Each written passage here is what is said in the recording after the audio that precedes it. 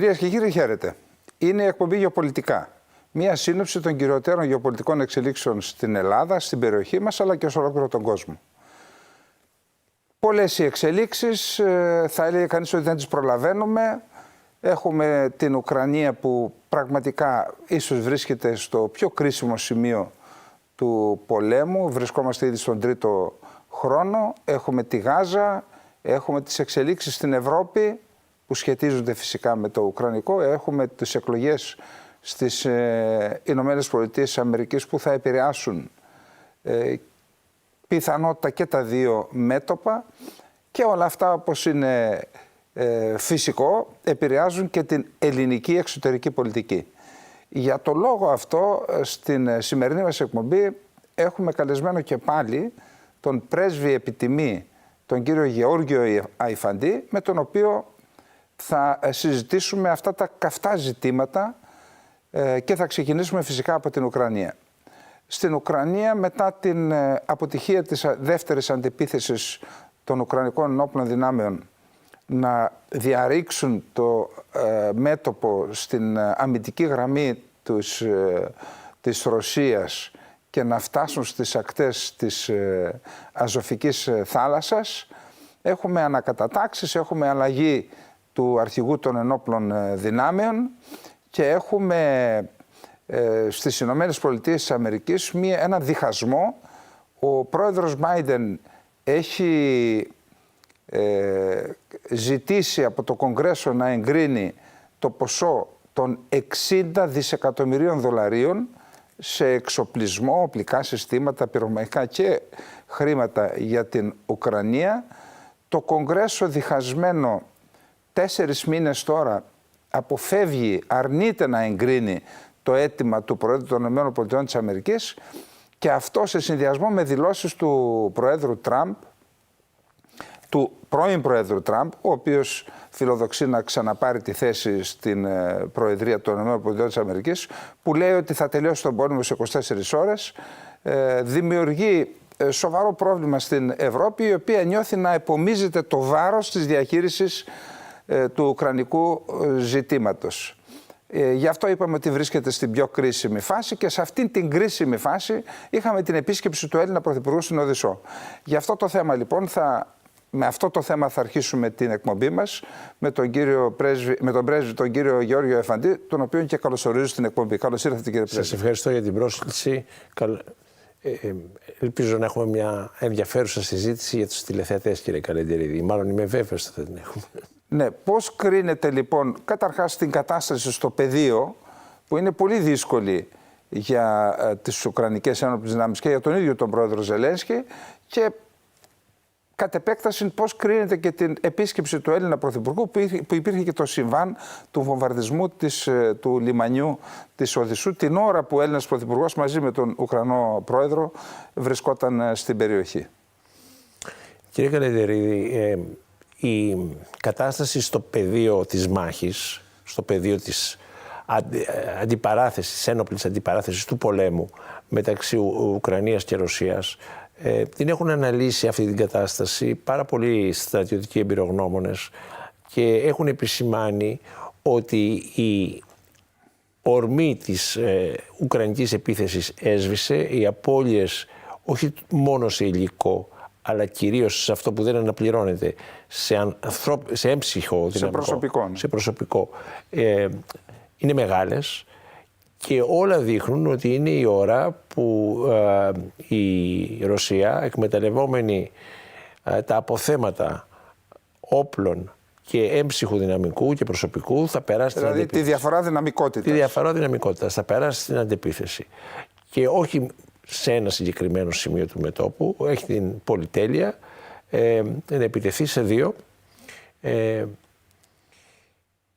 και αυτή η πραγματικότητα στο πεδίο της μάχης είχε επιπτώσεις και στο πολιτικό, όπως είναι φυσιολογικό, έτσι. Συγγνώμη κύριε Πρέσβη, δεν λέτε σε δύο μέτωπα, εννοείται στο Χάρκοβο και προς την Οδυσσό, δηλαδή Ζαπορίζια, Νικολάιεφ και Οδυσσό? Κυρίως για μένα πολιτικός στόχος της Ρωσίας είναι περισσότερο η Οδυσσός από οποιαδήποτε άλλη πόλη. Γιατί θα καταστήσει την Ουκρανία περίκλειστο κράτος και δεν θα επιτρέψει την αμφισβήτηση της ρωσικής παρουσίας και κυριαρχίας στη Μαύρη Θάλασσα.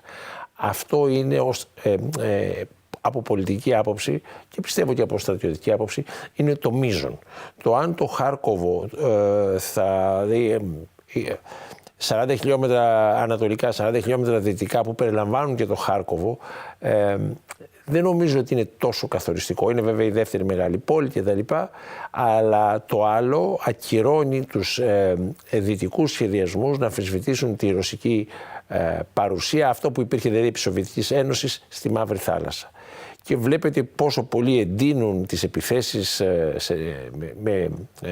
με μη επανδρομένα στη Μαύρη Θάλασσα, προσπαθούν να δείξουν ότι ο ρωσικός στόλος, που δεν είναι σε κατάσταση που θα έπρεπε να είναι, το θεωρούν δηλαδή μαλακό υπογάστριο της Ρωσίας και πιστεύω ότι αυτό θα εξασφαλιστεί αν οι ουκρανικές δυνάμεις αποθηθούν, δεν έχουν επαφή με τη θάλασσα. Συγγνώμη κύριε Πρέσβη, είχαμε και το επεισόδιο με τις συνομιλίες 4 ανωτάτων Γερμανών αξιωματικών που διέρευσε από ρωσικά μέσα. Από ό,τι φαίνεται μπήκε κάποιος από τους 4 μπήκε με μία ασφαλή γραμμή σε μία πλατφόρμα, ιδιωτική πλατφόρμα, διέρευσε και εκεί μιλούν για την παροχή από πλευράς Γερμανίας των πυράβλων Τάουρους, βελληνικούς 500 χιλιόμετρων. Μάλιστα γίνονται και συζητήσεις επιτελικού χαρακτήρα για το πώς μπορεί να καταστραφεί η γέφυρα της Κριμαίας. Κάνουν επιλογή στόχων Γερμανία αξιωματική με το συγκεκριμένο όπλο την ίδια στιγμή που δημόσια ο καγκελάριος Σόλτς έλεγε ότι δεν θα τους δώσει και διερρήγνεται η μάτια του ότι η Γερμανία δεν έχει στόχο μια αντιπαράθεση ανάμεσα στη Ρωσία και στο ΝΑΤΟ. Τότε τι έκαναν οι αξιωματικοί του. Εάν δοθεί ο πύραυλος, ξέρετε από τα συντρίμμια, μετά από μία έκρηξη, η ταυτότητα του πυράβλου δεν μπορεί να κρυφτεί. Αλλά το γεγονός, οι Ρώσοι έδειξαν ότι είναι ένα κλικ μπροστά ή πολλά κλικ μπροστά. Στο κλεισιοσκόπιο τους είχαν βάλει τους αρμόδιους αξιωματικούς, τους παρακολουθούσαν με τον ένα με τον άλλο τρόπο και αποδείχθηκε ότι η Γερμανία διεξάγει με Ουκρανούς παρένθετους. Λίγη σημασία είχε αν το κουμπί που θα πατούσε, το δάχτυλο που θα πατούσε το κουμπί ήταν ουκρανικό ή ήταν κάποιος Αμερικανός ουκρανικής καταγωγής κτλ.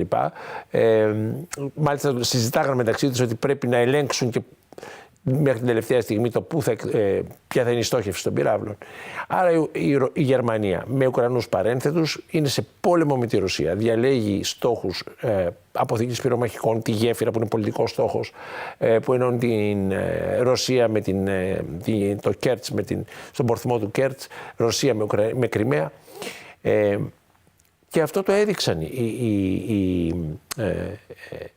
οι Ρώσοι.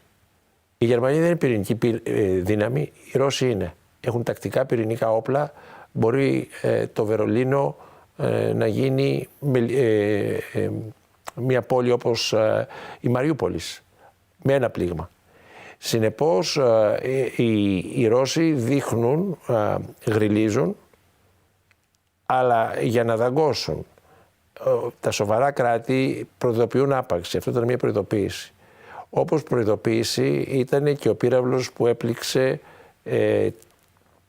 την Οδυσσό μέρα μεσημέρι, τα πλήγματα, ένα πολύ κοντά στην αυτοκινητοπομπή. Δεν τους αρέσει αυτό το πράγμα, προειδοποιούν. Μετά βγήκε η εκπρόσωπος και είπε στον Έλληνα Πρωθυπουργό Μητσοτάκη να μην ξεχνάει το νόημα της ελληνικής αντίστασης στο Δεύτερο Παγκόσμιο Πόλεμο. Είναι ενοχλημένοι. Και ειλικρινά μου προκαλεί απορία ο χρόνος, η επιλογή της στιγμής που διαλέξαμε να πάμε. Η επιλογή της στιγμής. Για να δούμε τι έχει συμβεί στο μεταξύ. Ακριβώς λόγω του αδιεξόδου στο πεδίο των μαχών, οι Αμερικανοί απέλυσαν τον βασικό σχεδιαστή επί την τελευταία δεκαετία της πολιτικής τους έναντι της Ουκρανίας. Αυτό τον άνθρωπο. Εννοείται την Υφυπουργό Εξωτερικών Βικτόρια Νούλαντ. Η κυρία Πόλεμος, αυτή η οποία Και το 2014 έκανε το πραξικόπημα στην πλατεία Μεϊντάν, έφτιαξε μια κυβέρνηση η οποία, λέγοντας το περίφημο Fuck Europe, με ανθρώπους οι οποίοι ήταν προφανές ότι δεν μπορούσαν να γίνουν αποδεκτοί όχι από τη Ρωσία, αλλά από τους Ουκρανούς ρωσόφωνους. Διότι ήσαν άνθρωποι οι οποίοι είχαν διακριθεί, αυτοί και οι οικογένειές τους, αυτοί σε ρητορικό επίπεδο, όμως οι οικογένειές τους, οι προγονείς τους είχαν υπηρετήσει ως βοηθητικά στρατεύματα των ΕΣΕΣ. Είχαν τα ίδια σύμβολα κτλ. Άρα, αν ήσουν ρωσόφωνος Ουκρανός, τι μέλλον είχες με αυτή την κυβέρνηση? Άρα, το 2014 άρχισε η απόσχηση. Είναι λοιπόν ο άνθρωπος ο οποίος επέβαλε τη σύγκρουση στην Ουκρανία για λογαριασμό των ΗΠΑ. Και αυτός ο άνθρωπος απολύεται. Και την ίδια στιγμή ο Έλληνας πρωθυπουργός κυριολεκτικά δεν έχει κανένα βάρος η Ελλάδα. Είναι παραπληρωματικός. Πηγαίνει και πρωτοστατεί σε λεκτικούς διαξυφισμούς, δεν φοβόμαστε κτλ. Στη Ρωσία υπάρχουν ελληνικοί πληθυσμοί, υπάρχουν ελληνικές κοινότητες, όπως και στο υπορωσικό έλεγχο τμήμα της Ουκρανίας. Αυτούς θα έπρεπε να σκεφτεί ο Έλληνας πρωθυπουργός, θα έπρεπε να σκεφτεί το συμφέρον της ελληνικής ναυτιλίας, διότι όταν η Οδυσσός επανέλθει στον έλεγχο των Ρώσων, είναι ρωσική πόλη η Οδυσσός, δεν είναι ουκρανική, έλεος. Όποιος έχει δει το θωρηκτό Ποτέμκιν του Άιζενστάιν ξέρει πολύ καλά τι πόλη είναι. Όποιος έχει μια στοιχειώδη επαφή με την ιστορία ξέρει τι πόλη είναι. Όταν λοιπόν επανέλθει και η Ουκρανία αποκοπεί από τη θάλασσα, οι Έλληνες εφοπλιστές θα έχουν να κάνουν με τις ρωσικές αρχές για να κάνουν το εμπόριο σιτηρών, οτιδήποτε άλλο κάνουν. Άρα η κοινή λογική θα έλεγε ότι η Ελλάδα δεν πρέπει να είναι στις επάλξεις κατά της Ρωσίας. Δεν είναι η Ρωσία ούτε εχθρός ούτε αντίπαλος. Αντίπαλος και όχι εχθρός είναι η Τουρκία. Και αυτό... Αντίπαλος, σύμμαχος. Είναι αντίπαλος. Το αν είναι σύμμαχος, συνεπόλεμος ή οτιδήποτε, μικρή σημασία έχει. Πρωτίστως είναι ο αντίπαλος. Είναι η χώρα η οποία ζητάει όλο τον ελληνικό χώρο ανατολικά του 25ου Μεσημβρινού, της Θράκης συμπεριλαμβανομένης. Και με την Κύπρο στη γνωστή κατάσταση. Αυτό λοιπόν θα όφιλε η ελληνική πολιτική ελίτ να έχει στο μυαλό της και όχι να βαδίζει στον ρυθμό του εμφυλιοπολεμικού άσματος «Σόφια Μόσχα είναι το όνειρό μας». Οι Ρώσοι έχουν αδικαιολόγητες απώλειες, κάνανε λάθη στην αρχή του πολέμου. Οι πόλεμοι όμως μεταξύ Ρώσων και λοιπόν Ευρωπαίων τελειώνουν με τους Ρώσους να παρελάβουν στην πρωτεύουσα του επιτιθέμενου.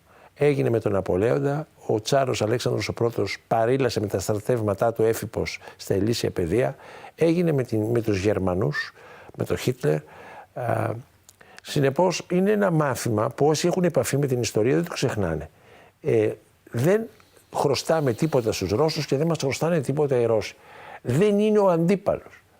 Εάν οι Ρώσοι ζητούσαν το Αιγαίο ανατολικά του 25ου Μεσημβρινού, ωραία. Θα ήταν ο αντίπαλος μας. Θα ήταν ο αντίπαλος μας. Το ζητάνε όμως κάποιοι άλλοι. Πάντως, κύριε Πρέσβη, εδώ υπάρχουν μερικά ζητήματα. Πρώτον, η επίσκεψη του Έλληνα Πρωθυπουργού προγραμματίστηκε 2 μήνες πριν. Δηλαδή έγινε με την ευκαιρία της διοργάνωσης του συνεδρίου του Ευρωπαϊκού Λαϊκού Κόμματος στο Βουκουρέστι και εκεί οδικός πήγαν στην Οδυσσό. Άρα η συγκυρία δεν θα μπορούσε να προβλεφθεί. Θα μπορούσε φυσικά να αναβληθεί αφού είχαμε. Δεύτερον, σε σχέση με την Νούλαντ που είπατε, με την κυρία Νούλαντ, ασφαλώς είναι ο μεγάλος εμφανής πρωταγωνιστής. Όμως δεν μπορεί κανείς να πιστέψει ότι έκανε του κεφαλιού της. Υπάρχει πίσω της ένα ολόκληρο κατεστημένο που δουλεύει σε αυτήν την κατεύθυνση. Η αποπομπή της λοιπόν, παραίτηση το λένε τώρα, η αποπομπή της πιθανόν να είναι ένα σημάδι ακριβώς επειδή αυτή η υπόθεση βρίσκεται σε ένα σημείο καμπής, ότι πιθανόν πάμε σε μια άλλη φάση της υπόθεσης του Ουκρανικού. Τέλος, όσον αφορά την παρουσία του Έλληνα Πρωθυπουργού, υπάρχει το θέμα της ανοικοδόμησης της Ουκρανίας. Και εκεί η Ελλάδα πιθανόν να θέλει να παίξει ένα ρόλο και θεωρώ ότι αυτό είναι θεμιτό. Ασφαλώς και ο Μιλών, με κόστος θα έλεγα, διαφώνησα στο θέμα της αποστολής όπλων από την πρώτη στιγμή, ακριβώς επικαλούμενος τα συμφέροντα των Ελλήνων, που είναι 500.000 συνολικά, οι Έλληνες της Νότιας Ρωσίας και των κατεχομένων εδαφών στις Μαριούπολης και του Ντονέτσκ, πλησιάζουν το 500.000. Άρα η Ελλάδα δεν μπορεί να είναι εμπόλεμο μέρος, όπως ακριβώς πολιτική που επέλεξε και το Ισραήλ. Επειδή έχει τριπλάσιους ή υπερτριπλάσιους Εβραίους το θρήσκευμα Ρώσους πολίτες. Διαφώνησα και εγώ με την αποστολή όπλων, να μην είμαστε εμπλεκόμενο μέρος στον πόλεμο. Καταδικάσαμε φυσικά οριζοντίως και καθέτος την εισβολή. Από εκεί και μετά η παρουσία του Έλληνα Πρωθυπουργού, εάν έγινε για να προωθηθούν ελληνικά συμφέροντα, οικονομικά συμφέροντα, και αναφέρομαι σε κατασκευαστικές εταιρείες, θεωρώ ότι δεν είναι κάτι που πρέπει να το κατακρίνουμε. Εάν κάποιος δεν κατακρίνω την ιδέα ελληνικές κατασκευαστικές εταιρείες, όσες μπορούν να υπάρξουν αυτοτελώς και όχι με τις πλάτες μιας κυβέρνησης στον διεθνή χώρο, να ανοικοδομήσουν την Ουκρανία. Δεν θα είναι ο κύριος Ζελένσκι μετά. Και το σύστημα Ζελένσκι μετά την αποτυχία και την συνομολόγηση ανακοχής τύπου Κορέας, το σύστημα Ζελένσκι θα περάσει στα αζήτητα. Συνεπώς, όταν είπα για λάθος χρονισμό, το εννοούσα.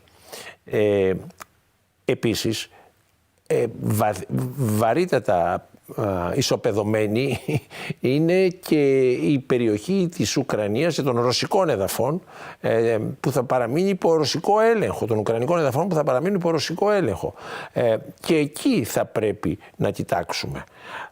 Η δικιά μου αίσθηση είναι... είναι αμφίβολο αν μπορούμε να στείλουμε γράμμα στη Ρωσία τώρα. Δεν είναι δυνατόν Η δική μου αίσθηση είναι ότι οι εθνικοί εργολάβοι θα μείνουν εδώ που γνωρίζουν τα κόλπα και θα αυξάνουν τα διόδια. Εννοείται να αρμέγουν τη γνωστή Αγελάδα που λέγεται Ελλάδα. Και οι Τούρκοι εργολάβοι, οι οποίοι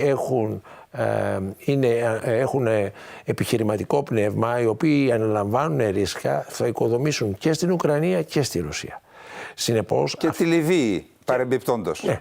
Συνεπώς αυτά είναι πράγματα τα οποία, εάν εφαρμόζαμε εθνική και όχι οικογενειακή πολιτική, θα έπρεπε να συζητηθούν στην Επιτροπή Εξωτερικών Υποθέσεων και Άμυνας της Βουλής μας.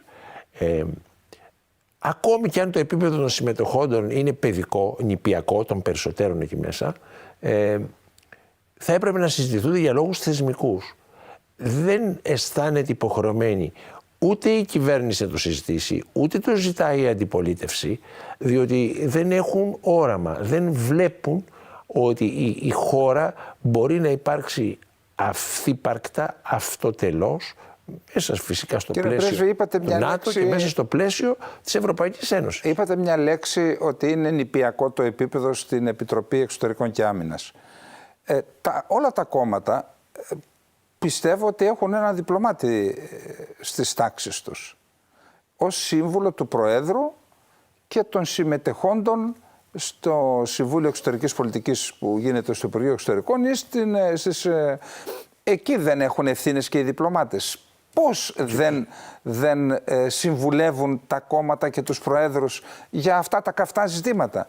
Γιατί να έχουμε νηπιακό Κύριε Καλεντερίδη, υπάρχουν πάρα πολλοί διπλωμάτες που αποτελούν ντροπή για το σώμα στην Ελλάδα. Αυτοί διακρίνονται από επαγγελματικής απόψεως ενώ ντροπή, δηλαδή είναι εντελώς ανεπαρκείς. Αυτοί επιλέγονται από τις κυβερνήσεις και για διπλωματική σύμβουλη, δηλαδή με την διπλωματική ιδιότητα να επικυρώνουν τις ανοησίες, με την αρχαιοελληνική έννοια του όρου, ακατανόητα πράγματα που εξτομίζουν οι πολιτικοί. Αυτοί λειτουργούν περισσότερο ως διεύλοι με τις ξένες πρεσβείες, οι μάντες μεταφοράς επιρροής, αντί να έχουν μια αυτοτελή σκέψη. Αλλά επιτρέψτε μου, δεν εκλέγονται οι διπλωμάτες. Οι βουλευτές εκλέγονται. Όταν λοιπόν βγαίνουν, εκλέγονται βουλευτές, ο ελληνικός λαός τους εκλέγει, οι οποίοι είναι του επίπεδου που βλέπουμε και που τους βλέπουμε να λάμπουν στην Εξεταστική Επιτροπή για τα τέμπη, σε όλες τις εξεταστικές επιτροπές. Δηλαδή άνθρωποι οι οποίοι δεν εμπνέουν όχι εμπιστοσύνη, αλλά δείχνουν ότι δεν έχουν τις προϋποθέσεις να κάνουν τη δουλειά την οποία πρέπει να κάνουν. Δεν θα πρέπει να παραπονούμεθα. Και εδώ είναι και η ευθύνη της ελληνικής κοινωνίας. Όταν στέλνει αυτούς τους ανθρώπους, όταν στέλνει αυτόν τον πρόεδρο της Εξεταστικής Επιτροπής, είναι βουλευτής αυτός ο άνθρωπος. Λοιπόν, κύριε Πρέσβη, να μην φύγουμε από την Ουκρανία, γιατί επηρεάζει την ασφάλεια της Ευρώπης και της χώρας μας. Ακριβώς επειδή η πορεία των εξελίξεων βρίσκεται σε ένα σημείο καμπής στην Ουκρανία, έχουμε την αποστασιοποίηση ήδη σε πρακτικό επίπεδο των ΗΠΑ και πιθανόν αν εκλεγεί ο Τραμπ, τότε θα έχουμε αλλαγή ρόλων. Πέφτει στις πλάτες της Ευρωπαϊκής Ένωσης το βάρος διαχείρισης αυτής της κατάστασης που τώρα είναι τουλάχιστον σε αδιέξοδο στην Ουκρανία. Και ενώ συμβαίνει αυτό, η Ευρώπη είναι ανέτοιμη να διαχειριστεί μια τέτοια κατάσταση. Η εθνική άμυνα των περισσότερων χωρών της Ευρώπης είναι σε κακά χάλια. Ένα μεγάλο μέρος των οπλικών συστημάτων, κυρίως των πυρομαχικών, έχει δοθεί στην Ουκρανία. Δεν υπήρχε στόχος και αποστολή στις ένοπλες δυνάμεις μέχρι τώρα των ευρωπαϊκών χωρών. Τώρα εμφανίζεται και σε αυτή τη φάση που η Ευρώπη είναι ανέτοιμη, στις Βρυξέλλες δεν υπάρχει, όπως είναι γνωστό, κοινή εξωτερική πολιτική και άμυνα, έρχεται ο Μακρόν και με επιστολή του αρχηγού του Γενικού Επιτελείου, όπως έχει γραφτεί στα γαλλικά μέσα ενημέρωσης, ενημερώνει τους αρχηγούς του Γενικού Επιτελείου των χωρών του ΝΑΤΟ και βολιδοσκοπεί για να δηλώσουν ποιες χώρες είναι έτοιμες να στείλουν στρατεύματα στην Ουκρανία. Αυτό, η αποστολή στρατευμάτων στην Ουκρανία, είναι στην κυριολεξία ο προάγγελος του Τρίτου Παγκοσμίου Πολέμου. Γιατί αν κτυπήσουν οι Ρώσοι τα στρατεύματα που είναι μέσα στην Ουκρανία, δεν έχουμε κλιμάκωση. Εάν όμως χτυπήσουν τη χώρα από την οποία προέρχονται τα στρατεύματα, τότε αυτομάτως ενεργοποιείται το άρθρο 5 και έχουμε τον Τρίτο Παγκόσμιο Πόλεμο. Κατά την άποψή σας, επειδή είστε και γαλλοτραφείς, τι θέλει να πει ο Μακρόν με αυτές τις μεγαλοστομίες? Δεν είναι παρανοϊκός ο Μακρόν και δεν είναι ανόητος. Βλέπει το εξής. Έρχεται ο πρόεδρος Τραμπ. Θα το πούμε παρακάτω. Θα χρειαστεί ένα θαύμα είτε ο πρόεδρος Μπάιντεν να του κάνουν κάποια ένεση και να αποκτήσει βιονικά χαρακτηριστικά. Ναι, his mental faculties που λένε, his mental faculties, δεν μου έρχεται αυτή τη στιγμή πρόχειρη μετάφραση, καθ' όλη τη διάρκεια του 24ωρου, είτε ο κυβερνήτης της Καλιφόρνια, αν γίνει κάποιο θαύμα, αλλά το πιο πιθανό, επειδή ο ύψιστος δεν ασχολείται με αυτά τα θέματα και δεν κάνει θαύματα σε αυτό το επίπεδο, είναι να έρθει ο πρόεδρος Τραμπ. Τι σημαίνει αυτό? Σημαίνει ότι οι Αμερικανοί δεν πρόκειται να μπουν, το έχει πει ευθέως ο Τραμπ, και όλοι οι συνάδελφοί μου που είναι στην Ουάσιγκτον έχουν ειδοποιήσει τις κυβερνήσεις τους για ένα λιθουανικό χωριό, για ένα πολωνικό χωριό, για μια ψημαχία στα σύνορα, για ένα αεροδρόμιο το οποίο θα βομβαρδίσουν οι Ρώσοι, διότι υποστηρίζει, είναι η βάση λογιστικής υποστήριξης στρατευμάτων νατοικών αναπτυγμένων στην Ουκρανία. Συνεπώς, καταλαβαίνει ότι οι Ευρωπαίοι θα πρέπει συλλογικά και όλοι μαζί, αυτό είναι στο μυαλό του Μακρόν, να αντιμετωπίσουν το βάρος ρωσικής επίθεσης. Υπάρχουν όμως μια σειρά επίσης Ευρωπαίοι, όπως ο Σόλτς και οι άλλοι, που του λένε ότι αυτό θα έχουμε περισσότερο χασούρα, περισσότερες ζημιές παρά πιθανά ωφέλη.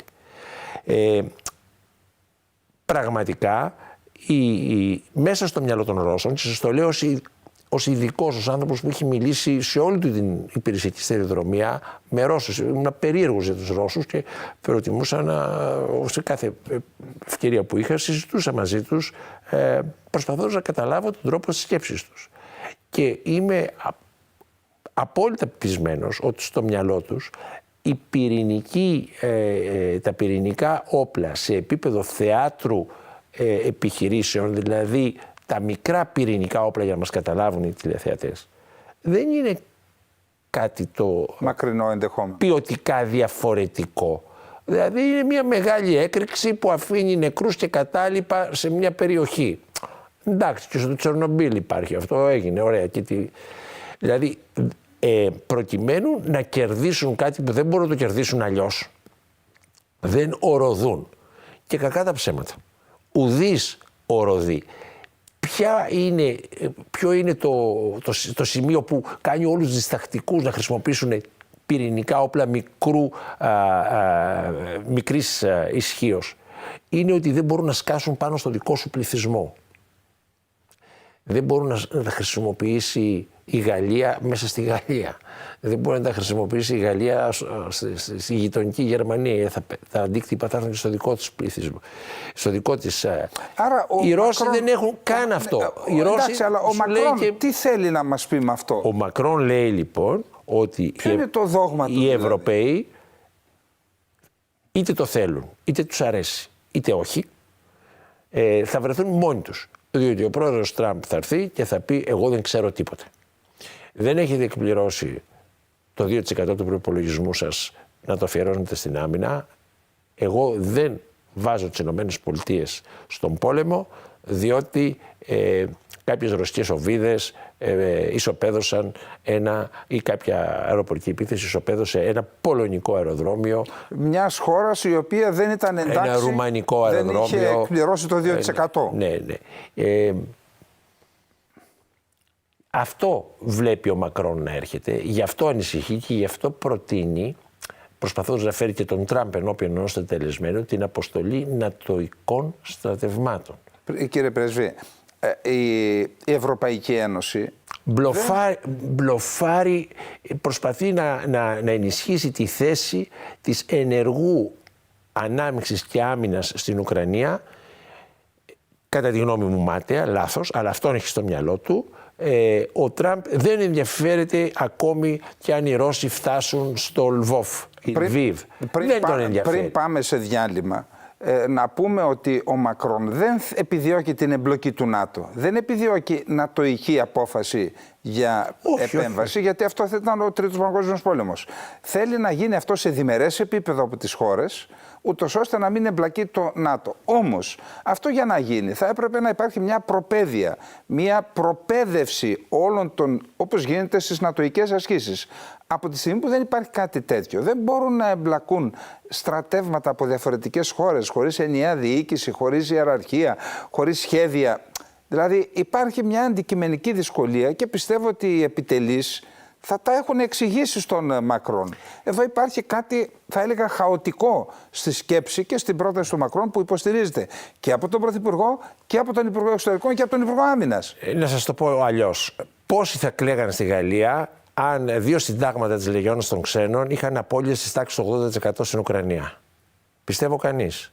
Έχει την πολυτέλεια της Λεγιώνας των Ξένων η Ελλάδα, η Ιταλία, η Γερμανία? Όχι, θα στείλουν Έλληνες πολίτες και ελληνικής καταγωγής να πολεμήσουν εκεί. Είχα πει πριν σε μια παλιά εκπομπή ότι τα ελληνικά Ραφάλ θα πολεμήσουν πάνω από τους ουρανούς της Ρουμανίας. Έχω την τάση να πιστεύω ότι η πρόβλεψη αυτή πάει να επαληθευθεί. Τι να σας πω, το βλέπω τραγικό. Το πιο τραγικό δεν είναι αυτά που συμβαίνουν, γιατί αυτά που συμβαίνουν είναι εξέλιξη της ιστορίας. Το πιο τραγικό είναι τα μυαλά των Ελλήνων ηθινόντων. Δεν καταλαβαίνουν τίποτα. Κύριε Πρέσβη, παράθυρο ευκαιρίας. Για παράθυρο ευκαιρίας μίλησε η κυρία Ντόρα Μπακογιάννη με την Τουρκία στο συνέδριο της Καθημερινής και φαίνεται ότι συνενούσαν σε αυτό και ο κύριος Βενιζέλος και ο κύριος Κοτζιάς, 3 πρώην Υπουργοί Εξωτερικών από 3 κόμματα εξουσίας.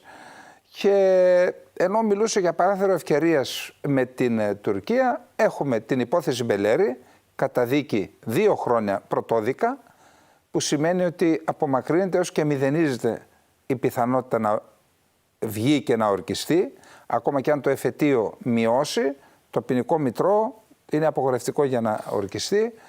Και έχουμε και το συνυποσχετικό με την Αλβανία, που ενώ κάναμε στον κύριο Ράμα, πλήρωσε και το Ελληνικό Υπουργείο Εξωτερικών την έκθεση την εικαστική έκθεση στο Ζάπιο, ενώ ο κύριος Μητσοτάκης του έκανε και επίσημο δείπνο στο Μαξίμου. Βλέπουμε τον Μπελέρη στη φυλακή με ένα κατάπτυστο και διάτριτο κατηγορητήριο και το συνυποσχετικό να κοίται μακρότερα από ποτέ. Ποιο παράθυρο ευκαιρίας και γιατί η Αλβανία, από πού παίρνει δύναμη και θάρρος και συμπεριφέρεται με αυτόν τον τρόπο σε μια χώρα η οποία έχει ευεργετήσει την Αλβανία και τον αλβανικό λαό? Για το παράθυρο ευκαιρίας πρώτα απ' όλα. Πιστεύω ότι απευθυνόταν όταν μιλούσε για παράθυρο ευκαιρίας η κυρία Μπακογιάννη, παρουσία του κυρίου Κοντζιά, ο οποίος δεν αντέδρασε, στους Τούρκους. Τους έλεγε δηλαδή ότι όσο είναι αυτή και η οικογένειά της τα πράγματα, οι Τούρκοι έχουν ένα παράθυρο ευκαιρίας να πραγματοποιήσουν, να υλοποιήσουν ορισμένες από τις πάγιες επιδιώξεις τους έναντι της Ελλάδος. Άρα παράθυρο ευκαιρίας για τους Τούρκους, όχι για... Πιστεύω, ναι, και εμένα με εξέπληξε. Για τους Έλληνες για την ελληνική πλευρά δεν υπάρχει κανένα παράθυρο ευκαιρίας, αλλά υπάρχει ένα παράθυρο ευκαιρίας για τους Τούρκους έναντι κάποιων επιχειρηματικών συμφωνιών πολύ επικερδών για τους εδώ κυβερνώντες να υλοποιήσουν τις πάγιες απαιτήσεις τους, ορισμένες τουλάχιστον από αυτές, πρώτα απ' όλα την αποστρατιωτικοποίηση των νησιών του Αιγαίου, με τους νυν κρατούντες. Η δυσάρεστη έκπληξη ήταν ο κύριος Βενιζέλος. Για τους άλλους δύο πιστεύω ότι και από ηθική άποψη αλλά και από πολιτική δεν έχουν κανένα πρόβλημα με αυτό. Ήλπιζε ο κύριος Βενιζέλος ότι εκτιμώ την ευφυΐα του, αλλά με εξέπληξε δυσάρεστα το γεγονός ότι δεν αντέδρασε και ότι τα άκουσε αυτά τα πράγματα σιωπηλός. Δεν υπάρχει κανένα παράθυρο ευκαιρίας και αυτό μας το υποδεικνύει, μας το επιβεβαιώνει, όπως πολύ σωστά είπατε, η υπόθεση Μπελέρη. Ο Μπελέρης, ξέρετε, είναι Έλληνας και δεν είναι προσωπικό ράμα εναντίον Μπελέρη, είναι ράμα εναντίον ελληνικής μειονότητας στη Χιμάρα. Είναι Έλληνας, να πούμε στους τηλεθεατές μας, ότι έχει και ελληνικό διαβατήριο, δηλαδή έχει και ελληνική υπηκότητα, διπλή υπηκότητα. Και είναι πολίτης της Αλβανίας με ελληνική υπηκότητα, ελληνική καταγωγή, αναγνωρισμένος ως μειονότητα. Δεν είναι η Χιμάρα στις δεν είναι η μειονοτικές Χιμάρα, περιοχές. ο άνθρωπος είναι Έλληνας. Έχει όμως ελληνικό διαβατήριο και ελληνική υπηκότητα. Είναι ελληνόψυχος, ένας άνθρωπος ο οποίος από 19 χρονών υπηρετεί την Ελλάδα, όπως του υπαγόρευσε να την υπηρετεί η Ελλάδα. Η δικιά μου η θέση είναι ότι ο Έντι Ράμα θεωρεί όλα τα καλοπιάσματα που του κάνανε με τις εκθέσεις το ένα και το άλλο, ότι οι Έλληνες είναι υποχρεωμένοι να τα κάνουν, αφού οι Γερμανοί, οι οποίοι έχουν τον τελικό λόγο σε αυτήν την υπόθεση, του λένε προχώρα. Αφού οι Τούρκοι του λένε προχώρα. Εξασφαλίζει από τους Γερμανούς και από τους Τούρκους χρήματα υπομορφή επιδοτήσεων για την εναρμόνιση της οικονομίας και του κράτους δικαίου και τα λοιπά της Αλβανίας με το ευρωπαϊκό κεκτημένο. Η Ελλάδα λοιπόν, αν ήταν σοβαρό κράτος και αυθύπαρκτο, θα έβαζε τέρμα σε αυτή τη χρηματοδότηση. Θα ασκούσε βέτο μέσα στην Ευρωπαϊκή Ένωση. Ούτε €1 στην Αλβανία. Ούτε €1 στην Αλβανία και μέσα στο ΝΑΤΟ. Η πρόσφατη αεροπορική βάση που, πώς το λένε, εξυγχρονίστηκε. Δεν κάλεσαν την Ελλάδα. Δεν απίθυναν πρόσφυγες στην Ελλάδα. Θα έπρεπε να την έχουμε μπλοκάρει και ας μπλοκάραν και οι Αλβανοί ό,τι θέλανε μέσα στο ΝΑΤΟ για μας. Εμείς δεν περιμένουμε τα λεφτά του ΝΑΤΟ για να κάνουμε τα έργα που απαιτεί η άμυνά μας. Η Αλβανία δεν έχει λεφτά, υπολογίζεται στα λεφτά του ΝΑΤΟ και αυτά τα λεφτά έπρεπε εμείς να τα μπλοκάρουμε αν θέλουμε να λέμε ότι κάνουμε ό,τι περνάει από το χέρι μας, γιατί αυτά περνάνε από το χέρι μας. Ο Έντι Ράμα έχει καταλάβει, οι Έλληνες ηθήνοντες είναι εξαρτημένοι, άρα αφού τα αφεντικά των εξαρτημένων του δίνουν πράσινο φως, προχωρά σαν να μην συμβαίνει τίποτα. Και εγώ προσωπικά ως Έλληνας και ως διπλωμάτης που επί καθημερινής βάσης πάσιζα για την υπεράσπιση των ελληνικών συμφερόντων και των Ελλήνων στο εξωτερικό, αισθάνομαι βαθύτατα θυγμένος και προσβεβλημένος από την συμπεριφορά όλων των Ελλήνων ηθινόντων. Μου θυμίζουν εκείνη την Μακαρίτισσα πλέον υπουργό που είχε στείλει ο ΣΥΡΙΖΑ στο Αργυρόκαστρο για την 28 Οκτωβρίου και η οποία έφυγε ενώ σκοτώνανε τον Κατσίφα. Λοιπόν, γιατί ήταν της λογικής ότι το ελληνικό έθνος είναι μια φαντασιακή κατασκευή γύρω στο 1800, το 1821 δηλαδή. Αυτό το πράγμα πρέπει, ο μόνος που μπορεί να το σταματήσει είναι ο ελληνικός λαός, αλλάζοντας τις πολιτικές του επιλογές. Γιατί φαίνεται από τα πράγματα ότι οι άνθρωποι οι οποίοι καλούνται να διαχειριστούν αυτές τις υποθέσεις έχουν μηδενική αποτελεσματικότητα. Όσο και να το παρουσιάζουν αλλιώς τα κυρίαρχα μέσα μαζικής ενημέρωσης και οι διάφοροι ανεπαρκείς που παραλάβουν κάθε βράδυ στα talk show, η Ελλάδα δεν έχει, οι τρίτοι γελάνε μαζί μας. Οι Έλληνες, οι ξένοι διπλωμάτες που είναι εδώ διαπιστευμένοι καταλαβαίνουν ότι η Ελλάδα με τον τρόπο που ενεργεί δεν έχει καμία αξιοπιστία διεθνώς και αυτό μεταβιβάζουν στην κυβέρνησή τους. Εδώ πέρα φτάσανε να μας φτύνουν κατάμουτρα οι Αλβανοί και εμείς να λέμε ότι βρέχει. Κύριε Πρέσβη, εδώ υπάρχει ένα ζήτημα. Έγινε ένας χειρισμός για την είσοδο της Αλβανίας στο ΝΑΤΟ. Υπογράψαμε μια συμφωνία οριοθέτησης της ΑΟΣ και της Υφαλοκρηπίδας και δεν φροντίσαμε πριν οριστικοποιηθεί η είσοδος της Αλβανίας στο ΝΑΤΟ να περάσει αυτή η συμφωνία και από τη Βουλή και από το Συνταγματικό Δικαστήριο. Πήρε η Αλβανία αυτό που ήθελε, στη συνέχεια η Τουρκία πίεσε το Σοσιαλιστικό Κόμμα, τους απογόνους του Χότζα, οι οποίοι προσέφηγαν στο Συνταγματικό Δικαστήριο και ακυρώθηκε.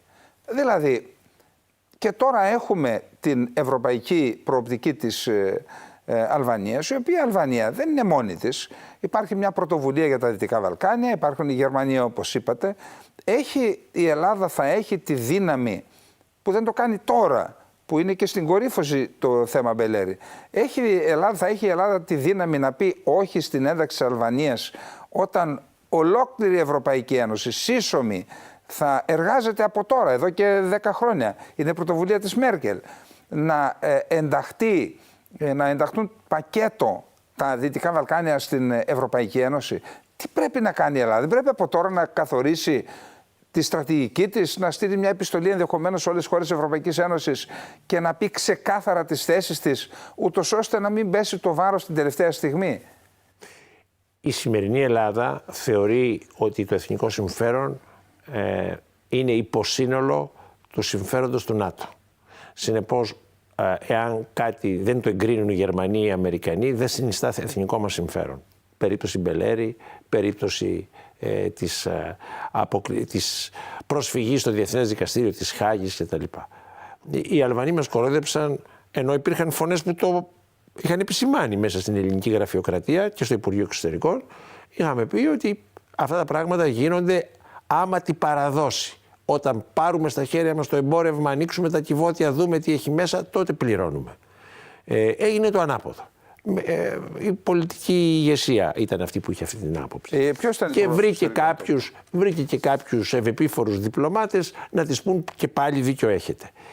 Τώρα λοιπόν που ο κόσμος καταλαβαίνει τον εμπεγμό, μόνο μία λύση υπάρχει. Ακόμη χρόνος υφίσταται, νομικό δικαίωμα έχουμε.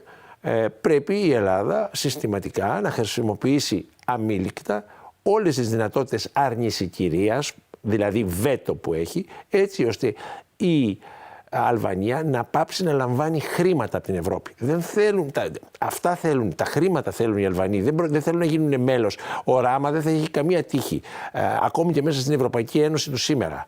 Είναι μη συμβατός και αυτός και το πολιτικό σύστημα και κόμμα που εκφράζει στην Αλβανία. Ο άνθρωπος, ας πούμε, είναι επικεφαλής μιας οικονομίας που την κινεί το μαύρο χρήμα από τα ναρκωτικά. Λοιπόν, δεν έχει θέση. Δεν θέλει να βάλει την Αλβανία στην Ευρωπαϊκή Ένωση. Θέλει να την έχει στον προθάλαμο και να λαμβάνει τις προσόδους εναρμόνισης. Εμείς λοιπόν, αν θέλουμε, όπου υπάρχει θέληση υπάρχει και τρόπος. Όπου δεν υπάρχει θέληση, τι να συζητάμε? Να πάμε σε ένα άλλο θέμα της ελληνικής εξωτερικής πολιτικής και είναι το κυπριακό. Κύριε Πρέσβη, συμπληρώνονται σε λίγους μήνες 50 χρόνια από το προδοτικό πραξικόπημα και στη συνέχεια από την εισβολή των Αττήλα 1 και Αττήλα 2. Και βλέπουμε ότι αντί η Ελλάδα να έχει ένα σχέδιο αφενός μεν επαιτειακά να παρουσιαστεί το ζήτημα αυτό στην ελληνική κοινή γνώμη. Από τα δημόσια κυρίως μέσα μαζικής ενημέρωσης. Βλέπουμε ότι δεν υπάρχει ούτε μία αναφορά. Αντί αυτού, επίσης, και σε πολιτικό επίπεδο θα έπρεπε να γίνουν κάποιες παρεμβάσεις, ακριβώς επειδή συμπληρώνεται μισός αιώνας και ο χρόνος είναι αμήλικτος στην προκειμένη περίπτωση. Ανταυτού, έχουμε τη δέσμευση της διακήρυξης των Αθηνών, όπου το Κυπριακό δεν θα επηρεάζει τις ελληνοτουρκικές σχέσεις. Εδώ η Ελλάδα έχει συμβατικές υποχρεώσεις λόγω του ότι είναι εγγυήτρια δύναμη στις συμφωνίες Ζηρίχης και Λονδίνου. Το γεγονός ότι συνεχίζεται η κατοχή, ξέρετε, η Τουρκία επικαλέστηκε το επεμβατικό δικαίωμα από τη συνθήκη εγγυήσεως. Η Ελλάδα δεν έχει δικαίωμα να απαιτήσει την αποκατάσταση της συνταγματικής τάξης και της εδαφικής ακεραιότητας της Τουρκίας ως εγγυήτρια δύναμη. Δεν λέω δικαίωμα. Δεν έχει υποχρέωση. Γιατί έστω και τώρα, 50 χρόνια μετά, δεν θυμάται αυτή την υποχρέωση να τη βάλει στο τραπέζι για να αποτελέσει και αυτό ένα αντικείμενο της ελληνικής εξωτερικής πολιτικής. Με ποιο δικαίωμα η Ελλάδα, που έχει ευθύνες για την κατάσταση εκεί, ξεχνάει την Κύπρο? Δεν έχει κανένα δικαίωμα να ξεχνάει η Ελλάδα την Κύπρο. Πρώτο, διότι στην Κύπρο κατοικούν πάρα πολλοί άνθρωποι που θεωρούν τους εαυτούς τους Έλληνες. Η ευθύνη για την υπεράσπιση τους βαρύνει το Εθνικό Κέντρο, την Ελλάδα. Κάποιοι πολιτικοί την αποποιούνται. Και μου φαίνεται, κύριε Καλεντερίδη, ότι είστε ανεπανόρθωτα ρομαντικός. Τι είναι πιο σημαντικό για το εθνικό συμφέρον, η Κύπρος ή η woke agenda και τα δικαιώματα των ΛΟΑΤΚΙ σε επίπεδο γάμου πλέον? Λοιπόν, να καταγράψουμε, να ξεκαθαρίσουμε. Η εκπομπή είναι υπέρ των δικαιωμάτων όλων των ανθρώπων. Άλλο δικαίωμα, άλλο δυνατότητα. Το πρόβλημά μου δεν είναι να έχουν δικαιώματα. Όπως όλοι οι άνθρωποι πρέπει να έχουν και αυτοί τα δικαιώματά τους, γιατί είναι άνθρωποι. Αυτό που δεν μπορούν να έχουν, ταπεινή μου άποψη, είναι την ένωση συμβίωσης που συνάπτουν να τη βαφτίζουν γάμο. Γάμο ιστορικά, έτσι, από ό,τι ξέρω εγώ, είναι μεταξύ άνδρα και γυναίκας. Τα υπόλοιπα μπορούμε να τους βρούμε άλλο όνομα και να έχουν τα ίδια δικαιώματα. Αλλά το θέμα είναι ότι όλο το ελληνικό μηντιακό και πολιτικό σύστημα έχει εστιάσει σε αυτό και δεν ασχολείται με την Κύπρο. Λέω για παράδειγμα, και με πολλά άλλα δεν ασχολείται. Ναι, αλλά δεν είναι υποχρέωση της Ελλάδας. Προφανώς είναι υποχρέωση. Αλλά το θέμα είναι ότι ρώτησαν τον ελληνικό λαό με το τι πρέπει να ασχοληθούμε. Είχε πει ο Έλληνας Πρωθυπουργός πριν τις εκλογές ότι η Κύπρος δεν πρέπει να αποτελεί εμπόδιο στη βελτίωση των ελληνοτουρκικών σχέσεων. Είχε προειδεάσει τον ελληνικό λαό για αυτό που υπέγραψε με τη Συμφωνία των Αθηνών, με τη διακήρυξη των Αθηνών, ότι το Κυπριακό δεν μπορεί να είναι εμπόδιο και πρέπει να είναι εμπόδιο. Αν δηλαδή η Τουρκία δεν αποκαταστήσει την εδαφική συνοχή της Κύπρου και τη συνταγματική τάξη, όπως έχει υποχρέωση, και αν δεν πάρει από εκεί τα στρατεύματα κατοχής, δεν μπορεί να προσβλέπει, και εμείς δεν μπορούμε να προσβλέπουμε, σε ειρηνική σχέση με την Ελλάδα, για τον απλούστατο λόγο ότι τα στρατεύματα εκεί είναι προκαταβολή κατοχής και προέλασης και κατοχής και στο υπόλοιπο νησί, με τον ένα ή με τον άλλο τρόπο. Είδαμε την προετοιμασία στην Πύλα. Είναι προετοιμασία να πάρουν και τα εγκλωβισμένα χωριά, τα λεγόμενα κοκκινοχώρια. Αυτό είναι προφανές. Θα προχωρήσουν και παραπέρα. Ο Θουκυδίδης λέει ότι ισχυρός προχωρεί μέχρι εκεί που το επιτρέπει η αδυναμία του αντιπάλου του. Και η δικιά μας αδυναμία και αμυντική είναι πλέον κραυγαλαία. Έχουμε 7 πλοία άξια λόγου, 3 που έχουμε παραγγείλει και δεν τα έχουμε πάρει ακόμα και 4 μέκο, σαν την Ύδρα που πήγε κάτω, που πρέπει να εξυγχρονιστούν. Επί της ουσίας σήμερα έχουμε σαράβαλα. Όχι ότι και με τα σαράβαλα δεν μπορείς να πολεμήσεις, και με τις πέτρες μπορείς να πολεμήσεις. Το θέμα είναι η ευθύνη της πολιτικής ηγεσίας που καταδικάζει τους ανθρώπους του ναυτικού να είναι πάνω σε σαράβαλα, να είναι πάνω σε πλοία ευάλωτα, ακόμη και στους Χούτις. Εγώ πολύ αμφιβάλλω εάν η ελληνική φρεγάτα θα μπορούσε να καταστρέψει τον πύραυλο που έπληξε το εμπορικό πλοίο, ή αν στηρίζεται σε κάποια αμερικανική κάλυψη, η οποία μπορεί να δουλέψει, μπορεί και να μην δουλέψει. Ξέρετε, οι ασπίδες δεν είναι αδιάτριτες, καμιά φορά περνάει ο πύρετος. Λοιπόν, πάντως δεν έχουμε τα ίδια μέσα. Εξαρτώμεθα από άλλους.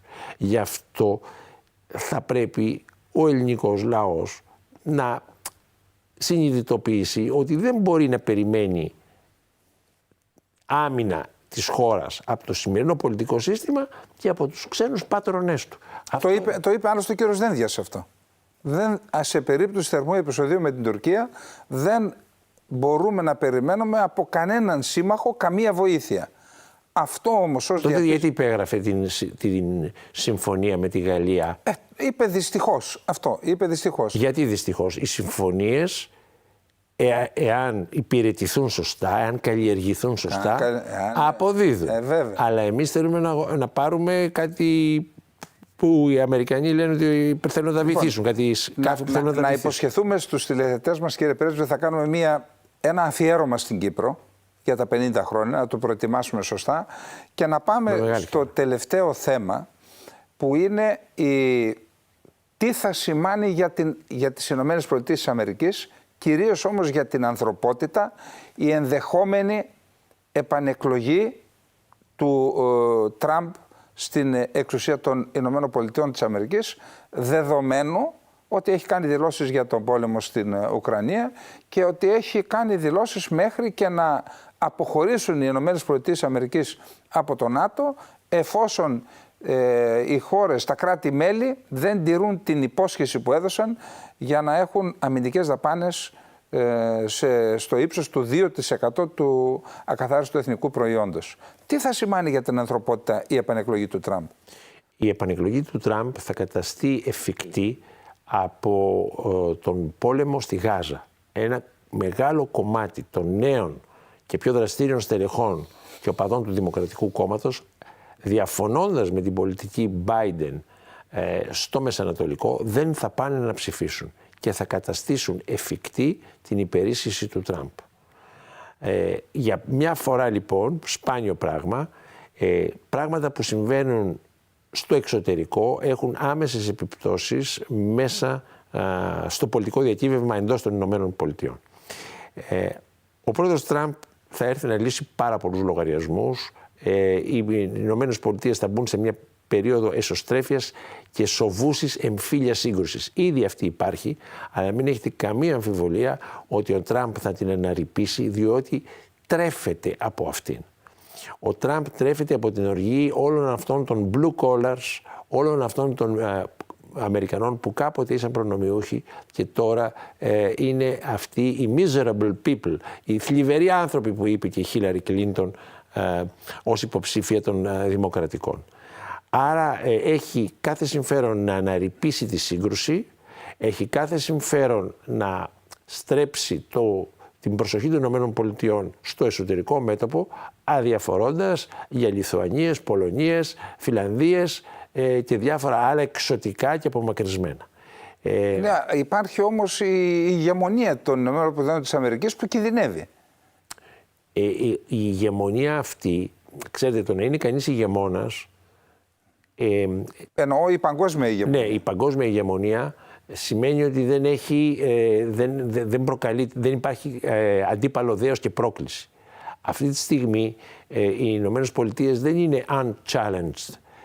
Υπάρχει πρόκληση, challenge, υπάρχει διεκδικητής, είναι η Κίνα, η οποία βγήκε και είπε ότι εάν προχωρήσουν εκμεταλλευόμενοι την ρευστή κατάσταση της προεκλογικής εκστρατείας, εάν κάποιοι αναγνωρίσουν την Ταϊβάν ως ανεξάρτητο κράτος, θα σβήσουν από το χάρτη της ιστορίας και ότι θα αναλάβει πολεμική δράση κατά της Ταϊβάν. Συνεπώς, η ηγεμονία ήδη έχει τεθεί ένα αμφιβόλο, ήδη υπάρχει ένα τεράστιο ερωτηματικό και ο πρόεδρος Τραμπ αποδέχεται αυτή την κατάσταση πραγμάτων. Το γεγονός δηλαδή ότι οι Αμερικανοί ψηφίζουν έναν άνθρωπο όπως τον Τραμπ είναι ότι αποδέχονται ενδόμηχα, δεν το ομολογούν με στεντόρια φωνή, αλλά το αποδέχονται, λένε ότι ξέρετε δεν ήμασταν όπως πριν. Και αφήνει η λογική του Τραμπ είναι ότι θα αφαιθεί ένας χώρος στους Ρώσους, στους Κινέζους κτλ. Σε μια προσπάθεια να αναδιατάξει το εσωτερικό των ΗΠΑ. Δεν πιστεύω ότι μπορεί μια τέτοια προσπάθεια να είναι επιτυχημένη. διότι συνδέονται αυτά τα πράγματα, δηλαδή το μεγαλείο των ΗΠΑ και η οικονομική τους άνεση συνδεόταν με τον επικυρίαρχο, το ρόλο τους ως παγκόσμιο επικυρίαρχο. Όπως και στη Γερμανία το βλέπουμε τώρα, η απώλεια της διεθνούς θέσης της χώρας έχει επιπτώσει στο εσωτερικό. Το ίδιο θα συμβεί και με τις ΗΠΑ. Το γεγονός όμως ότι το συζητάμε, το γεγονός ότι ο Αμερικανός πολίτης δεν θέλει να ακούει αυτά που του λένε οι δημοκρατικοί, που του λένε ότι έχει το σημερινό επίπεδο ζωής διότι εμείς μπορούμε να κάνουμε ό,τι θέλουμε στον υπόλοιπο κόσμο, δείχνει ένα τέλος εποχής που ενδόμηχα το αντιλαμβάνονται, δεν το συνειδητοποιούν, ενδόμηχα όμως το αντιλαμβάνονται οι Αμερικανοί. Χώρες όπως η Βραζιλία, η Ινδία κτλ. Δεν καταλαβαίνουν γιατί πρέπει να ζουν κάτω από τις υποχρεώσεις της αμερικανικής ομπρέλας και απεξαρτώνται. Άρα ο επικυρίαρχος είναι επικυρίαρχος στα λόγια, στην πράξη έχει αρχίσει να χάνει τη λαβή του πάνω σε αυτούς οι οποίοι πριν ήταν θέμα ενός πραξικοπήματος. Κύριε Πρέσβη, στην Ευρώπη είμαστε, μέρος της Ευρώπης είμαστε. Τι θα σημαίνει αυτό για την Ευρώπη και για την Ελλάδα, μία ενδεχόμενη νίκη του Τραμπ? Θα σημαίνει αύξηση της ακροδεξιάς, αύξηση των κοινωνικών αντιθέσεων μέσα στις ευρωπαϊκές κοινωνίες, διότι το όραμα της απρόσκοπτης ανάπτυξης με φθηνή ενέργεια έχει χαθεί. Προς το παρόν. Με ευθύνη των Αμερικανών. Είναι πολύ δύσκολο να αποκατασταθεί. Η Ελλάδα και ο ενεργειακός πλούτος Ανατολικής Μεσογείου θα ήταν μια εναλλακτική λύση, αλλά βλέπετε ότι αυτή τη στιγμή ακόμη πάρα πολλοί στην Γερμανία δεν θέλουν κάτι τέτοιο. Δεν συζητώ για την Ελλάδα. Μια σειρά κυρίαρχες οικογένειες δεν θα θέλανε από εκεί που είναι πρώτοι στο χωριό να βρεθούν δεύτεροι. Δηλαδή είναι πιο προσοδοφόρα τα αιωλικά πάρκα από μια γεώτρηση που θα εξασφάλιζε ενεργειακή επάρκεια στην Ελλάδα και πλούτο, αλλά και γεωπολιτική. Έτερον εκάτερον. Εμείς να έχουμε τα αιωλικά πάρκα που νομίζουμε ότι δεν μολύνουν, να δούμε θα τις κάνουμε τις γεννήτριες όταν περάσει Ας τα έχουμε, ας κόβουμε τις ελιές και τα αμπέλια και ας φυτεύουμε, όπως βλέπω εκεί στην περιοχή, φωτοβολταϊκά, και ας πουλάμε στους τρίτους που θέλουν να καταναλώνουν φυσικό αέριο και πετρέλαιο, ας τους το πουλάμε. Για όνομα του Θεού, αυτό το θέμα είναι να ξεφύγουμε από το χαλκά του χρέους, να χρηματοδοτήσουμε μια ενδογενή ανάπτυξη, να ζήσουμε καλύτερο όρους η οικονομία μας και ο κόσμος. Το συζητάμε. Ωραία, ας μην τα χρησιμοποιούμε αν μας μυρίζει το φυσικό αέριο και το πετρέλαιο. Ας τα δώσουμε σε εκείνους που δεν τους μυρίζει. Ας τα εξάγουμε. Κύριε Πρέσβη, για άλλη μια φορά σας ευχαριστούμε για την ευγενή καλοσύνη να είστε παρόν, να ανταποκριθείτε στο κάλεσμά μας και να είστε παρόν στην εκπομπή μας. Σας ευχαριστώ για την πρόσκληση. Ευχαριστούμε και εσάς, κυρίες και κύριοι, που είχατε την καλοσύνη να μείνετε μαζί μας αυτή την ώρα της εκπομπής μας. Μέχρι την άλλη εβδομάδα να είστε όλες και όλοι καλά. Γεια σας.